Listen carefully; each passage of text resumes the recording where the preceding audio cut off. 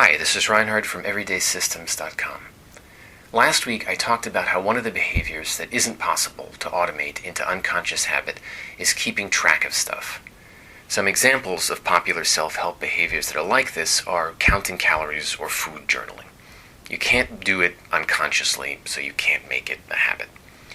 None of my everyday systems require you to keep track of anything besides the day of the week or what planet you're on. The question I'm going to pose today is, even though none of the system's behaviors requires you to keep track of anything as part of the behavior, is it worth, maybe, keeping track of the behaviors themselves? In other words, let's say you're doing the no-S diet.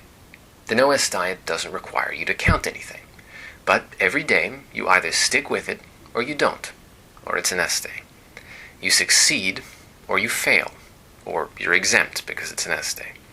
Is it worth counting these successes, failures, and exemptions? That's what I mean by tracking the behavior. Keeping track is an expense, so when you do it, you really want to make sure the benefit is greater than the expense.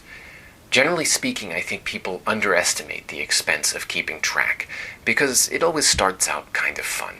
A new self-improvement project. Exciting. You're learning something about yourself. But you learn what you're going to learn really fast, and it gets very boring and stays just as time-consuming.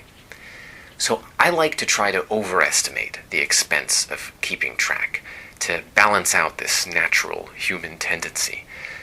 I'm going to ask not just what is the benefit of keeping track, but how can I make the expense as small as possible and still get that benefit? Okay, so what precisely am I proposing you keep track of here? I call it the habit traffic light. Each of the systems I've talked about has some simple rules for how to behave. Every day, either you abide by the rules or you don't. Or if the system has S days, like the no-S diet and shovel glove, there's a third possibility. You could be exempt. You can take a calendar and make a green mark on every day you succeed, a red mark on every day you fail, and a yellow mark on exempt days. Green, yellow, red. Like a traffic light. It's not a whole lot of effort to keep track of this. There's just one data point per day. And at the end of the month, you have a very striking picture, literally a picture, of how well you adhered to your behavior. Some people don't like the word failure. I actually do, but I don't have time to convince you of its merits today.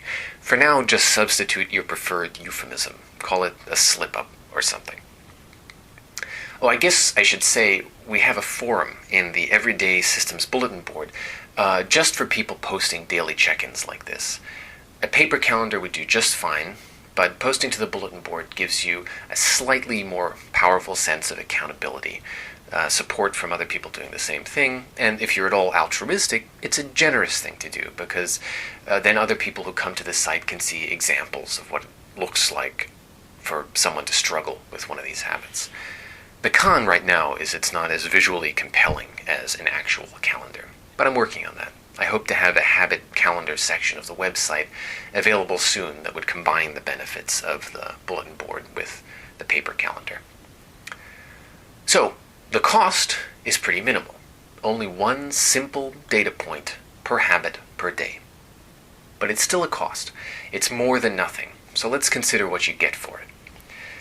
I think the benefit is primarily motivational. For one thing, it gives you the illusion of accountability. And that illusion can be powerful. By recording failures, you can't as easily pretend they didn't happen. It's harder to just conveniently forget that you screwed up 3 days running, and that raises the stakes. More positively, once you have a few green success days under your belt, you don't want to break your winning streak. You feel like you've accumulated something that would be a shame to throw away. A second benefit is diagnostic. Let's say you've done the no-S diet 3 months and you haven't lost any weight. You look at the calendar and you see a lot of red. Well, it's no mystery why you didn't lose weight. You simply didn't do what you were supposed to. If, on the other hand, it's solid green with a bit of S day yellow, then you can go digging for more profound and subtle explanations. A third benefit is that if you feel the need to keep track of something, and I think a lot of people do, at least keeping track of days on habit keeps you focused on behavior, not results. It indulges your must keep track of something urge without distracting you from what is directly under your control. Otherwise, you might focus on something like the number on the scale, which, while it's ultimately determined by behavior, won't move in lockstep with it. And that can make you feel powerless and discouraged when you've been good, but the scale doesn't immediately reflect your good behavior. Which seems to me the rule rather than the exception, because behavior takes time to translate into results. And when you focus on results, you lose sight of this and get discouraged. A fourth benefit is that compared to other scoring systems, the habit traffic light encourages you to consistently strive for a sustainable minimum of compliance rather than heroically overreaching. The best thing you can get with a habit traffic light is success. There's no double success or triple success, and this is important. The goal is regularity, a daily good enough. You don't want some more complex point system that encourages you to balance terrible days with extra good ones. Because then all you're doing with your extra virtue is buying the right for extra vice, and vice versa, to make a stupid pun. You will get yourself into massive debt that way, racking up huge vices that you kid yourself into thinking you're going to pay off one day by being extra good. It's like the medieval practice of selling indulgences. It was a bad idea then, it's a bad idea now. The habit traffic light deprives you of a very seductive excuse that you can cheat because you can make up for it later. The knowledge that there's no makeup test, that you have only one chance to do each day right, will make you that much more serious about passing the first and only time around. It looks like I'm out of time for today. I have a bit more to say about habit tracking, but I'll have to save it for next week. Specifically, I'll address the issue of how long you should continue tracking your habit.